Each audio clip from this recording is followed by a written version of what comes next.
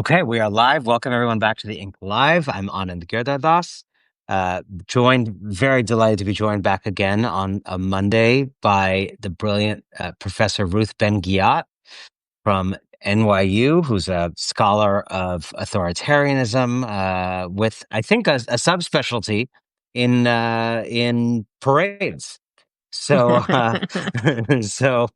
so, Ruth, I'm so glad to have you back in a moment when after a weekend where we had kind of a little bit of a limp parade.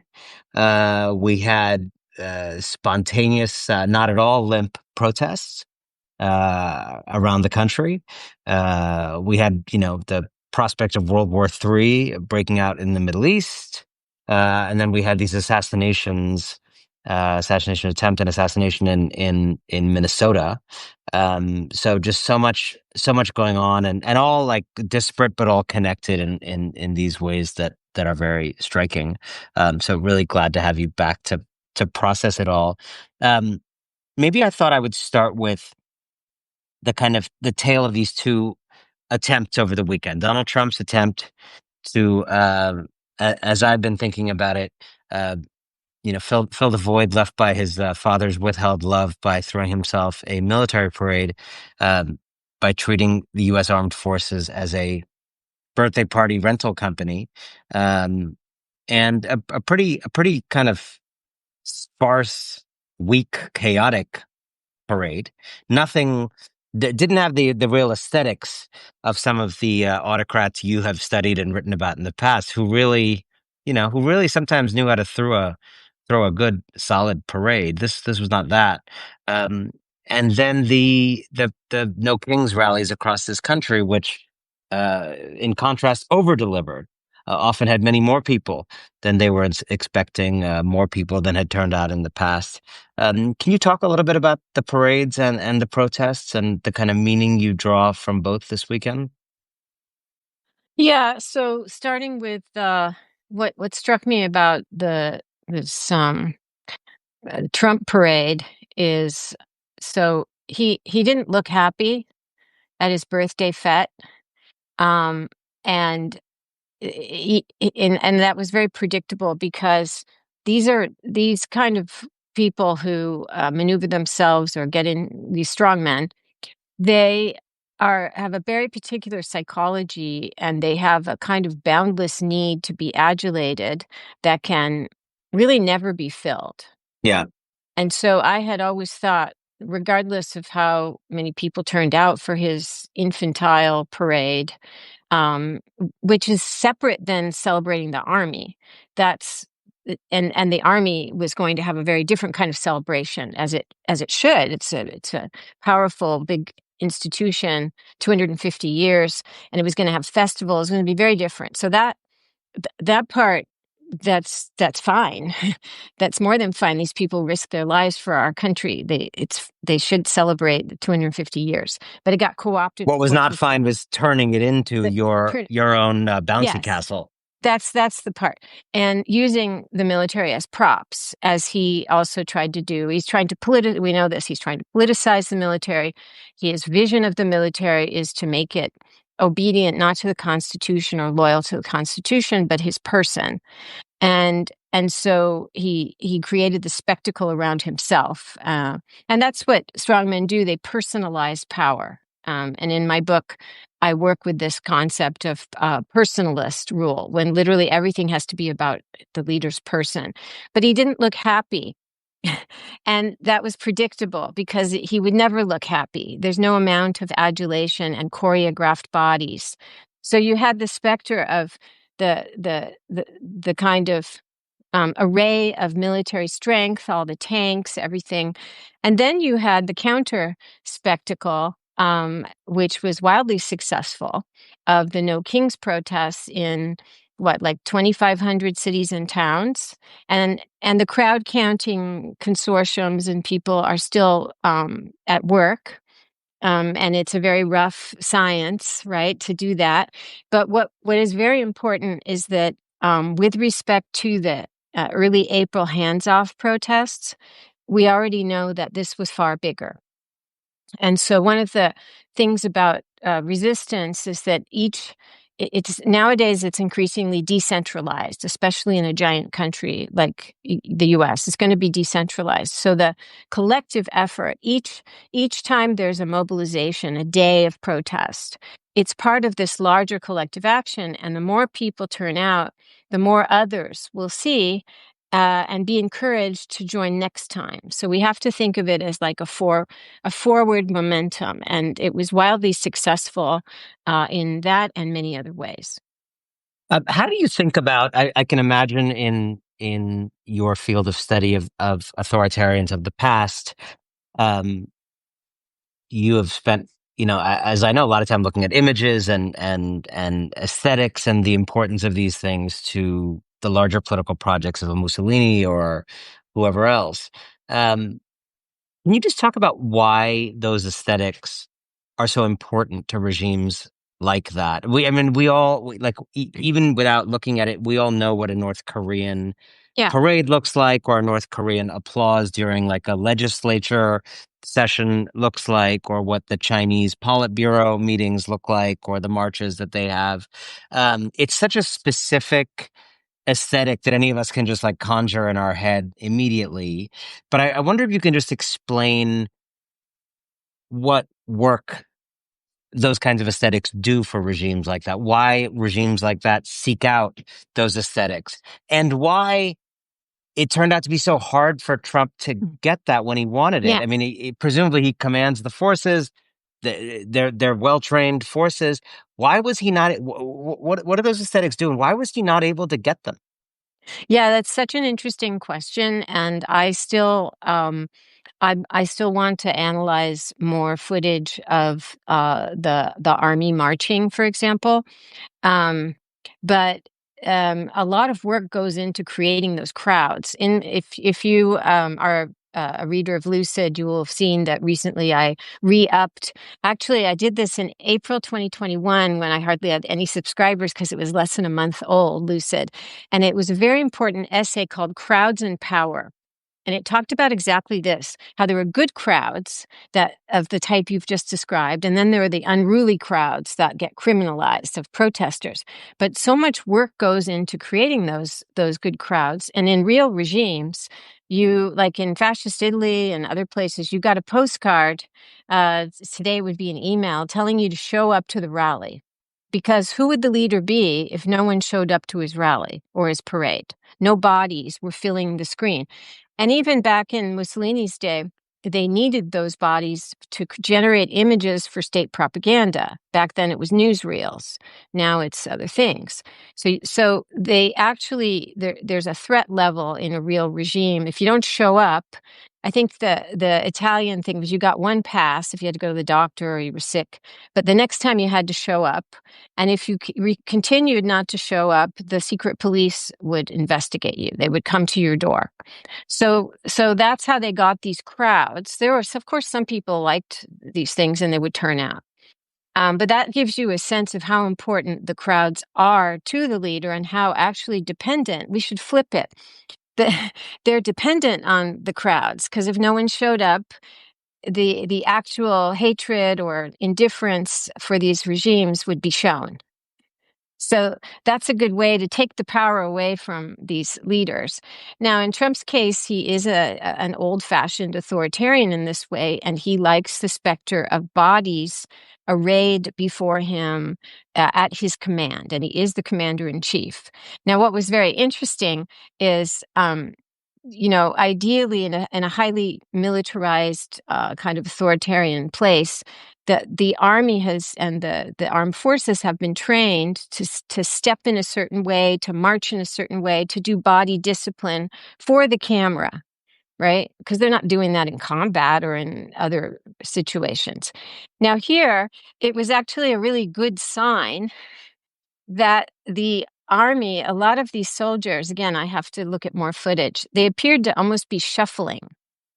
They were not, and why that is, I do not know, but it's a good sign. And then the drone parade, people, a lot of like actual, vets and people who have experience in this, the guy was like marching with like a little toy drone. It wasn't a toy, it was real, but it looked ridiculous. And so, in that sense, it's a good sign that this institution, which, there's a reason General Milley spoke out, General Eaton, they're speaking out because they know that this is bad for the armed forces, that they lose their integrity. And so it's very interesting that he didn't get the spectacle that he wanted. Yeah, I mean, may I suggest to people around Donald Trump, if they're watching, perhaps they should consider spending less resources on lip fillers and more on seat fillers. Maybe reallocate some of that lip filler budget, splashing around Trump's Washington for seat fillers. It could really help. I mean, I was writing about this morning. What really struck me is you can't make a people what they're not, you That's know, and they're well trained. They're following orders. I mean, we can get into in a moment the extent to which some of that shuffling or whatever else may have been deliberate, may have been its own form of resistance. But it just struck me that, when you see those images from China or North Korea, that's a lot of work being Yeah. spent marching in a square of thousands of people in a way that like no pixel is out of place. But in this country, people are not really trained to be pixels, you know, No, and and it's yeah. Sorry. it, Go and it ahead. just struck me that like this. I wrote this morning like this is the country of jazz that invented jazz. Like I think if you invent the country that invented jazz is not going to be great at like North Korean protest style. Sticking with Korea. This is the country of Korean tacos, where like North Carolina brisket is combined with like Korean kalbi, is combined with corn tortillas from Mexico, is combined with LA kind of flavors and taco traditions. And I don't know, like I just feel like we're Korean taco nation, not North Korean marching nation. And what it suggested to me, and I felt optimistic about this, um, is that it's dangerous. And you and I have talked about this in the past. Like, there's no understating the danger of what is even being attempted with something like that parade. He's Mm, obviously attempting and daring and trying to normalize the scariest possible things. But I also think it's really important at each of these junctures to remember, like, he's up against something quite difficult. Like yeah. he's up against the nature. He's up against just like I watch his videos. Like he's up against who we are, not just certain institutions. He's up against a very deep culture, and that kind of culture is strong and powerful and vibrant and decentralized. Um, and it Yeah. doesn't mean that the danger is minimal, but I also think there's a risk of like overstating, as we've often talked about, overstating his odds against our nature. Yeah, that's right. And I had written down really the goal of the fascist or communist authoritarian spectacle is to eclipse and regimes and politics is to eclipse your individuality, the loss of individuality, and the you become one of the collective, both on screen and in every other way. You're just a prop who has to submit to the leader, um, and and so that is what those spectacles are showing, with everyone having to goose step. The Italians had to be one of the most unpopular things that happened in the late 30s in Italy, is that when Italy formally allied with Nazi Germany, the Italian military had to learn to goose step for the public, and they didn't like it. It's also really hard on the body, but the reason you do it is to have a synchronization of everyone. And so that is an outward sign of the loss of individuality.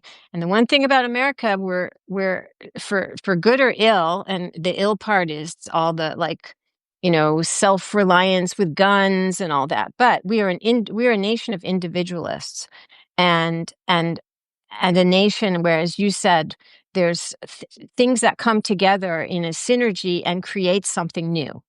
And all of that goes counter to this kind of choreographed. And that's also why I wrote a piece like a while ago called Bukele's Bodies, which was terrifying to write, which is all about this authoritarian spectacle that Bukele is putting out, which Christine Nome, endorsed by going to El Salvador. The body that's with all individuality effaced, just masses of bodies that you, the authoritarian, control. And that doesn't work so well in America. And the boisterous nature of all the individual signs and costumes and everything shows that protest, it's serious, but it's also joyous. It's also an expression of your individuality. And as you said, I think it's going to be very hard for Trump to just obliterate all of that. I don't see that happening. That's why I keep talking about a reckoning coming. And this is part of it. It's starting. Yeah. And when you think about, how easy or hard is it for him to pull off ICE abductions of people? Yeah, that's pretty easy for him to pull off, and he's pulling it off and Yeah, he's doing it. What was interesting about Saturday was he was trying to pull off something actually more fundamental, which yeah, is to make to fundamentally remake all of our nature. yeah. And that is an ambition level qualitatively different from trying to pull off, some abductions. And and it reminds me that he is, yeah, that there is friction there that we should not, lose sight of. Can you tell me about your thoughts about the horrible events in Minnesota and how you think they fit into the moment we're in, but also the project? Yeah, this is so tragic. Well, been writing about this a long time, trying to warn people. There has been Trump and MAGA use their time while out of office. So we've got 4 years of this conditioning um, to see Democrats as a political enemy, in some cases, an existential threat. And to, after January 6th, to condition people to see violence as having positive and necessary elements at times of crisis. Those are two big vectors that go way back with Trump and some of his the MAGA and the whole treatment of January 6th, and it becomes a patriotic thing that encourages people. The pardons now. But so he came in with this already set up, and there are certain things that he did. For example, re, re, reposting an image. I will never forget this of a pickup truck with a decal, life size, with Biden, who was then president, tied up, horizontal, tied up like a hostage. As though a coup had happened, as though he'd been taken out and something terrible had already happened and something worse would be happening. And Trump posted that. And then they switched that to Kamala when Kamala looked like a very strong contender during the election. So there has been an attempt to delegitimize all important Democrats, even Justin Trudeau. They tried it with him, saying he was a U.S. governor, so that how do I say it?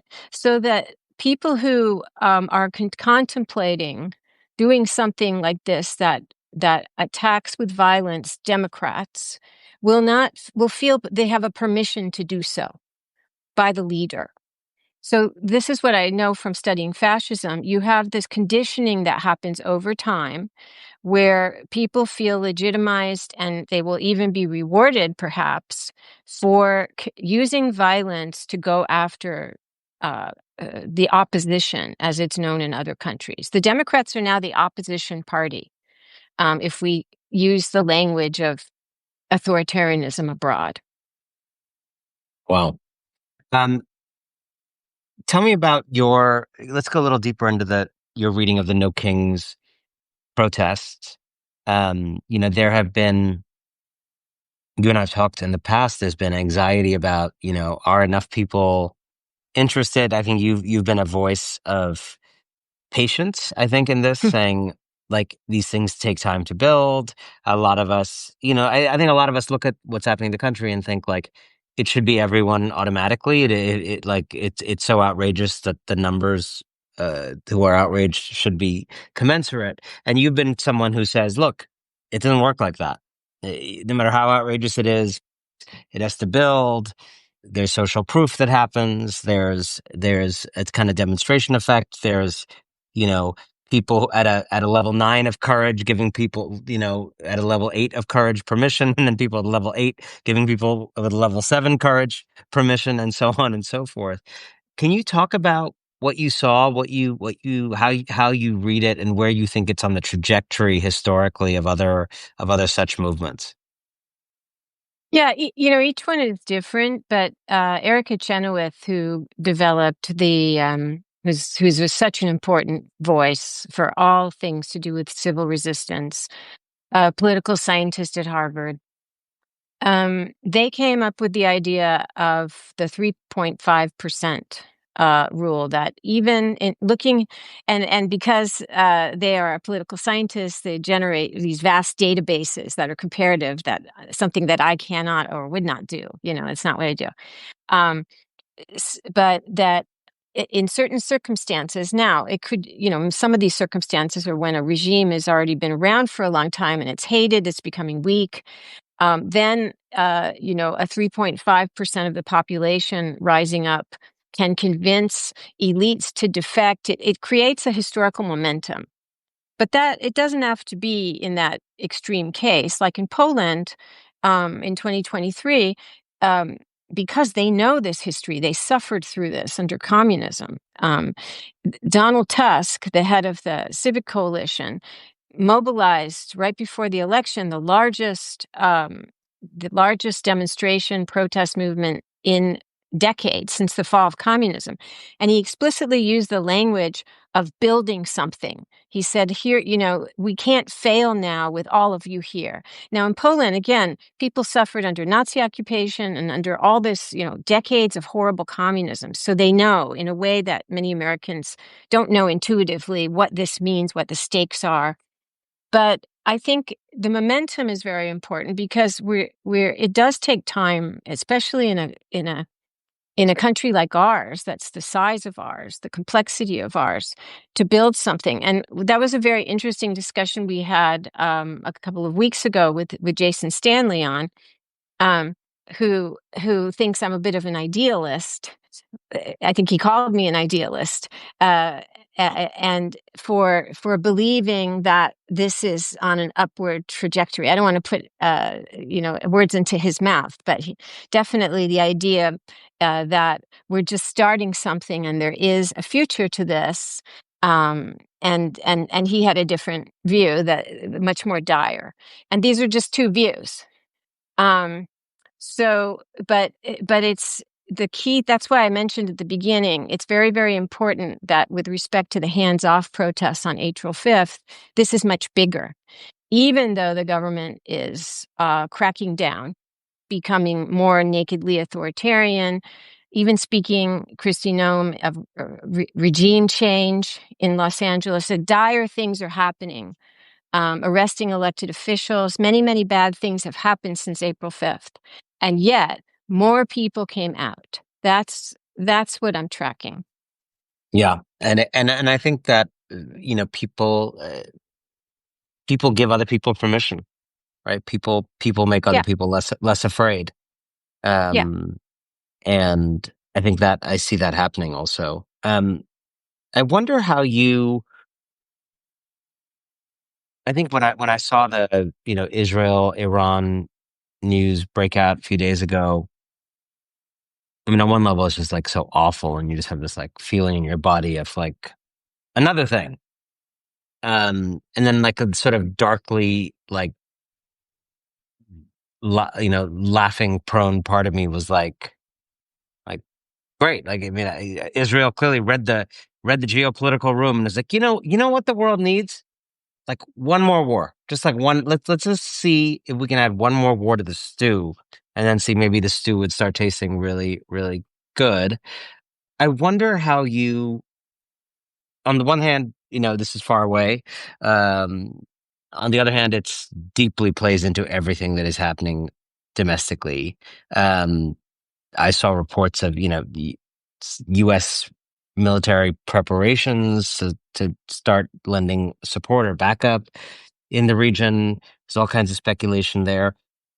You've written about kind of the state of permanent crisis and how it, whether it's LA or whether it's something like this. How do you think the war is going to, people talking about World War III in the chat, not a crazy phrase anymore to throw around. Um, how do you think something like the Iran-Israel conflict plays into what is happening domestically with Trump?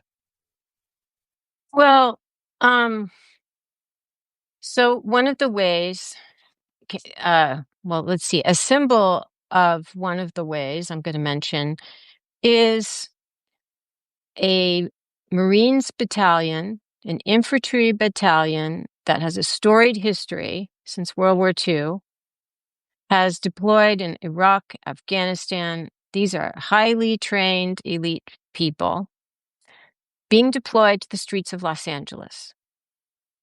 And so the very early on, who knows what essay in Lucid it is, but that one of the purposes of the Trump administration would be, and we've seen this in other areas, to destroy the soft and really hard power footprint of America around the world. And it's not so much a turning inward only as symbolized by using these Marines in Los Angeles instead of having them ready if she moves on Taiwan, because that there was that too. There was a huge new exercise of the Chinese around Taiwan.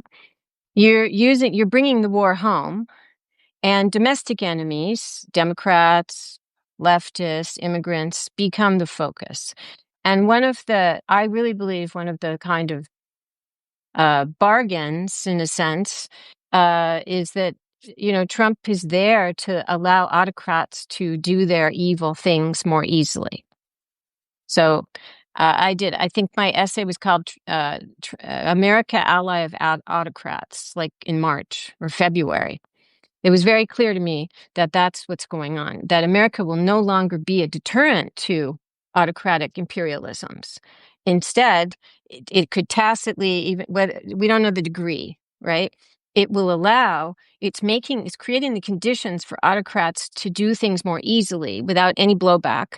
And that's also why we talk about destruction of rule of law at home, but it's very important that Trump, and Rubio, and like all these autocrats abroad, have been trying to discredit the ICC, NATO, any organization that exists around the world to reinforce international law, collective security of democracies. All of it has to be destroyed. Anne Applebaum's book, her newest book, is partly about this. So, of course, what do we see? Um, a like Trump saying, "Oh yeah, let's just let Russia fight Ukraine a little longer. Let's be supportive of Netanyahu." And now we see new mobilizations of China. We see Netanyahu thinking it's a good idea to have this conflict with Iran. And so the world becomes much, much more dangerous, because when Trump said that he's going to be for peace, he didn't mean what most people thought. He doesn't mean democratic peace. He means autocrats getting their way and having their new status quo after Ukraine and other hotspots around the world have been solved in the favor of autocrats. That I truly think that's what he means by peace. It's terrifying. So it's completely predictable that he would get in there. He would start dismantling American power. There was talk of closing military bases abroad also. And then where is he talk? He's, we're going to go into Greenland. Like, it's not a distraction. There's a whole thing behind that. But, and so lo and behold, the world gets immeasurably more dangerous. I had friends go to who went to protest this weekend who got into interesting family conversations with relatives about, well, it's why it's dangerous. Why are you, Yeah. taking kids there? Why are you going there? And then there was interesting, well, sometimes it's more dangerous to not stand up. Sometimes it's more, but it's a familiar debate. I think there was a version of it in 2020 with the George Floyd protests in the middle of COVID. Um, how do you think about that? How would you advise people right now who are afraid? They're afraid because of the Minnesota uh, uh, incidents. They're afraid because of what they saw in LA. I mean, they saw a United States senator uh, in California arrested by Trump's kind of thuggish security forces. People are not foolish to be scared, and yet if everyone is scared, they're going to run roughshod over us. Um, how would you advise people who are who want to be brave and are feeling scared? What does history kind of tell them about what they should do? Yeah, it's really it's hard to advise because everyone has their own situation. We know this from the history of authoritarianism because they go after your family. Things can happen. Everyone has their own risk tolerance. It's a little bit connected to also the discourse of how do we think about people who are leaving the country. You know, everyone has their own situations. However, what we know from the history of protest is that numbers matter and that there's safety in numbers. Like any other form of standing up to power, the more there are always a few people who do it first, and they can become isolated, and then they're more vulnerable, or others can join them.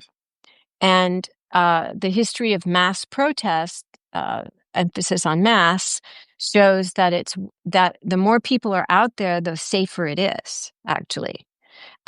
That doesn't mean that especially with this government, they're, they wouldn't make recourse, which it's they to arrest, manhandling, or worse. And so there, no, it's you cannot advise because everyone has their own situations, their own responsibilities, their own ethics. But we do know that numbers matter, and that if you look at the history of like the fall of communism or other successful mass movements, as they've swelled, there is more government response, but ultimately there's more. It's for something that can have a concrete outcome. Um, what is your? I just saw someone I know in the chat ask about naturalized citizens in particular. Should naturalized citizens be especially worried about protesting? Um, I mean, in theory, this is when you have authoritarians around. Um, everyone's one of the symptoms is everyone starts to go over their own situation or situations of their loved ones or best friends, and and and think about the amount of risk they have. My parents were not um, citizens when I was born. Every so that you do that, right? And if you're in a democracy that's healthy, you don't have to do that. um, so yeah, I think it depends what they're going to do with how far they're going to go. But at a big protest, again, we don't know. Are they? We know you should leave your phones at home, but we don't know the surveillance apparatus they're using at protests, and that's where, again, if there's thousands of people, it's much harder for the government to be knowing who each person is. They could film it later. That's what the Chinese do. They let it unfold like the lockdown protests, and then they looked at the footage, and then later came and got people. So, I just want to remind everyone that Ruth has an incredible Substack called Lucid, which if you don't know about it, and you know about the Ink, or you were just passing through the Substack app, please click here. Sign up for Lucid from Ruth. If you're a Lucid person, sign up for the Ink. If you don't know about it and just are finding out about it, I would love it. Ruth and I are both part of this wave of people trying to build independent media that can talk like this. At least when I turn on CNN or the big newspapers, they don't necessarily have the conversations we're having. They do other things that are useful and valuable. But I think these kind of conversations, I at least like to believe, are happening in these more independent spaces, and we're trying to build something different here. I think a lot of people on Substack are. If you want to support that work and you appreciate those conversations, sign up, but also become a supporting subscriber if you can. And I'm going to invite folks who are making that decision right now, like a pledge, like those old fashioned pledge drives. Tell us in the chat if you are moved to join us right now and become a supporting subscriber to one or both for the first time. We would love to have you on board. And we'd love you to be part of building a different kind of media. We do this, most weeks. We open it up to everybody. We keep it open to everybody, but we really appreciate it when folks try to support our work and teams and show that there's a different kind of media possible. Um, Can I just say something about that, Anand? yeah, Because it's been now that I'm done teaching for the semester and I'm able to, focus more on my Substack and think about Substack more. Um, I'm thinking about what there are things that big journalistic outlets can do superbly. The data-driven journalism. There's many things they can do. But what I think the contribution of certainly of the Ink, all of the interviews that you do and the essays, um, and Lucid's a smaller operation, but same, is that we're able to not just talk about things earlier than some cautious, perennially cautious media outlets might do, but also frame them in a different way and kind of drive the conversation. And so I know this has happened with the Ink, and I have actually scooped the Times several times with I'm a 3-woman operation, um, and and that's because of this, that we are able to you worked for the Times. I mean, these things. You're really in a very good position to to evaluate what Substack can do versus the merits of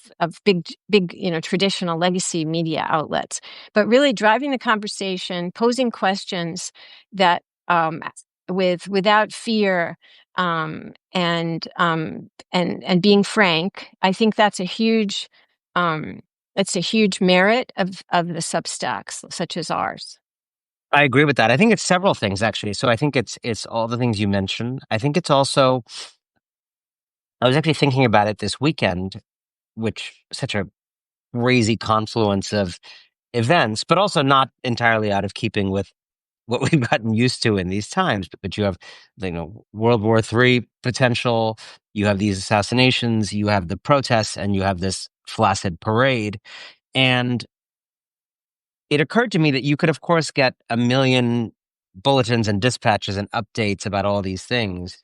But what I was craving was the meaning making of Yeah, this thing, right? You and I have talked about kind of meaning making in politics, there's also meaning making in media, of putting these things together, right? Just as you were explaining the connection between how an yeah, Israel-Iran situation then creates different grounds to do things here or label people enemies here or use chaos to justify coercion and suppression here. Um, One of my mantras, people who've read the Persuaders book I wrote will know, like, meaning doesn't make itself. Meaning does not make yeah, itself. The meaning of political actions doesn't make itself, but also just the meaning of these developments doesn't make itself. How should one think about yeah, the Minnesota assassinations? Is it just, too bad, a really sad story of a, terrible guy? Is this Trump's doing? Is this the kind of thing that one should expect when the rhetoric is like that? How do you think about these different countries, whether it's Israel or the United States or elsewhere, getting courage from each other of the yeah. authoritarian kind, right? in many ways, having worked for the New York Times for 11 years, having still being at MSNBC today, um, these institutions are set up, as you said, to do things you and I could never contemplate doing. Um, but they're sometimes less set up to take a swing at what the meaning of Yeah. something is, you know? Yeah. I agree. And so I'm happy to be part of this experiment with you. Um, Before we go, I wonder um, eh, how you are processing thinking about going back to the beginning, the parade and the protest, right? This kind of attempt to make us something we seem to not be at our core. Um, I don't know. I go back and forth. I see so many things every day that make me feel like, holy shit! Like they've gone much further than I could have imagined. Look what they've done in 5 months. And then I see other things like the parade story that make me think this is like a really big subjugation resistant country.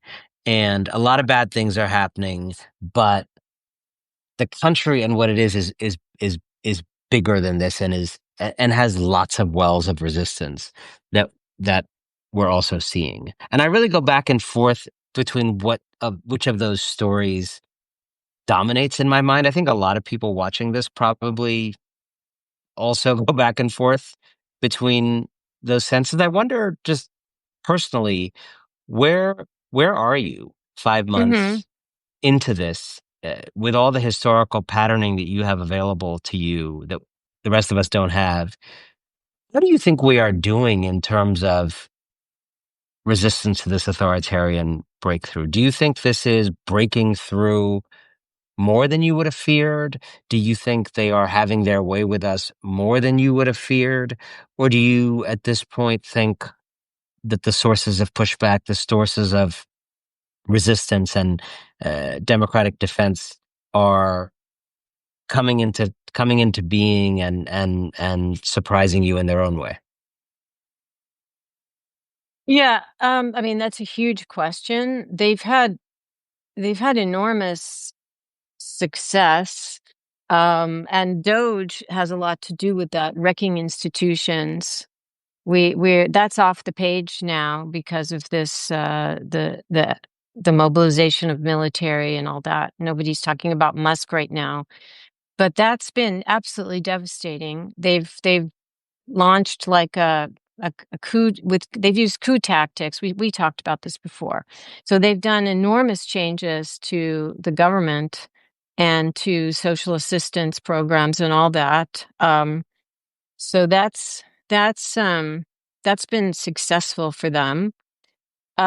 But uh I think that they did not expect the amount of resistance that they got. And I'm pretty convinced that one of the reasons they decided to escalate in Los Angeles is they didn't expect it's very threatening to have ordinary people, and it's happened all over the country, come out at some risk to themselves to try and stop these thugs of ICE rounding people up. And authoritarians are very threatened by shows of support to the vulnerable, by people making themselves paragons of like empathy, courage. They don't like that. And so they want the rigid bodies of the parade, right? And the spectators clapping. And of course, Trump has, arranged his cabinet so they do dear leader rituals inside the White House. And that's why, in order to get those people, he has to have like the worst people possible. Like, Noam who shot her dog, like fanatics. They're the people who are going to do the applauding of cabinet meetings. So I think that what I try and do is it's a kind of I need to keep calling out what's going on. I'm able to do that. I'm able to anticipate actually and predict a lot, but I also feel it's really important to also there is a resistance chapter in my book, so I studied that as well, and and we are living through not just an authoritarian aggression, but an active pushback coming from multiple areas of society. Think about all the legal there's been enormous legal successes. So the elites of the legal and other professions and the judiciary, they have pushed back.